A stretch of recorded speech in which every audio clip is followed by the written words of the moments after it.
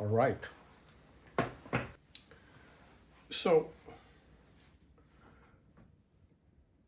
when we talk about spirit and that there's going to be a new age and an age of spiritual awakening, an age of not just inner knowledge, as in, yeah, I've been watching things and stumbled onto some stuff by coincidence, and now I know some stuff.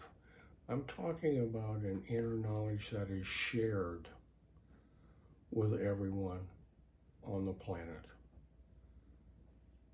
A new attitude and concept of what it means not just to be a human, but to what life itself means. How this really plays out and where we came from. So we talk about spirit. Now, this baffled me for a long time because I come from a small town, come from a country they call the Midwest, to quote a true prophet. Come from a small town that had 5 different churches for a population of 1,000. Now, they all thought that they were on the right path. They all said they were Christian, but they didn't trust one another. The Methodists didn't trust the Lutherans. They liked to dance too much.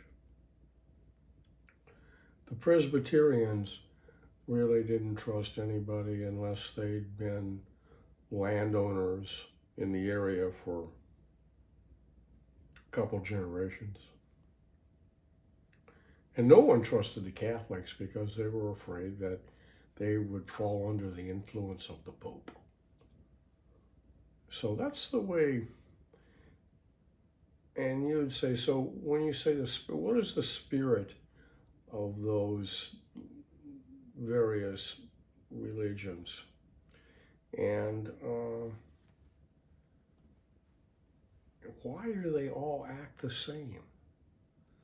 If they think each one of them is so different, but they all act the same. So you get to traveling around the world and talking to people, and you start to realize that the most common thought that human beings have, when you ask them what's it all about, they'll say life is a jungle. You got to do whatever you can, work hard, get a good education, because you got nothing coming. So in effect, the whole world really is a kind of slave camp, where if you stop doing something for somebody, you have nothing. You have desolation. So that idea that you have nothing, you come from nothing, and you need protection from the jungle is really the founding idea of religions and politics and all sorts of ideologies. So, in a very real sense, communism and capitalism both have the same spiritual core, which is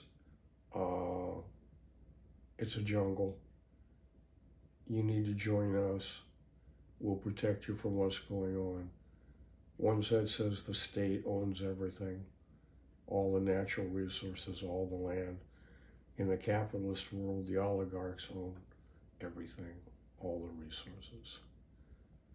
So the people are left with really their only spiritual choice is to go to whatever gang they think or they can get to and go up as high as they possibly can. So the spirit of this is all based on fear of abandonment and the programming that everyone else in the world is your enemy and you have to compete with them for whatever scraps happen to fall down upon the floor from the oligarch's table. So, wow. So how in the world, people, because I talk about how one idea can overthrow this entire kingdom and world and history of oppression for the last 6,000 years. And people say this has to be absolutely the most naive and crazy thing that anybody has ever thought possible. Not even the prophets and the great thinkers of the world have ever thought it was possible to change this fundamental nature of nation states until now.